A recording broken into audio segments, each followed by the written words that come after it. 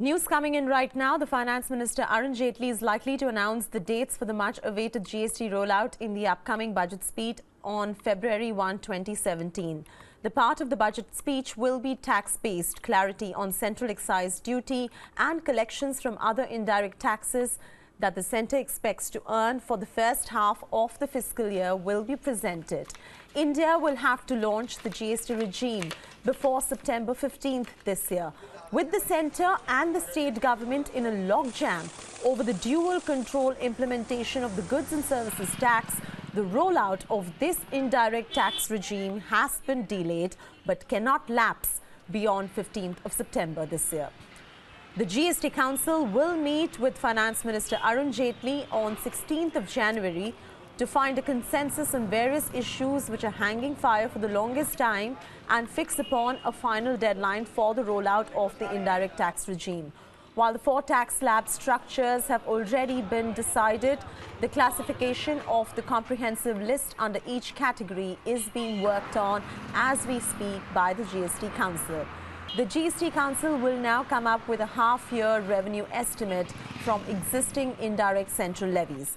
Under the GST law, the centre will now have to fully compensate the states for the revenue losses to the tune of 55,000 crore rupees. Now, interestingly, the centre plans to rake in this amount through the imposition of the cess on luxury goods and goods as well, which is included in the 4 outliers of the GST rollout. Let's now go over to our chief business correspondent, chief political correspondent, Karthikeya Sharma, for more on this particular story.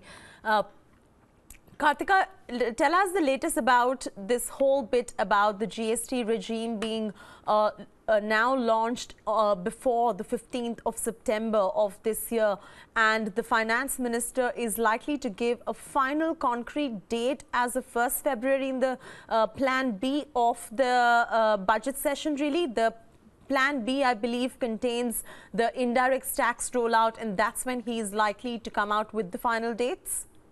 My understanding, what my sources tell me, Chaiti, is that the September date of the GST rollout will be kept and met by the Finance Ministry. And they were going to hold other regional parties to this deadline. They are not going to allow any more amendments. They are not going to allow any more accommodation in terms of dual control and other things, even if it means that some bureaucratic arm twisting is required. Now, when it comes to the ushering of the new tax regime, yes, I concur with you. That's also my sources are telling me that those new tax regimes would be ushered in the current budget. But yes, they would be careful enough so that they do not resonate with certain state issues like Uttar Pradesh and Punjab, because the matter has already gone taken up by the opposition party and gone to the Election Commission. But they would be in a way which has a sense of India rather than a sense of state. And this will happen during the budget session.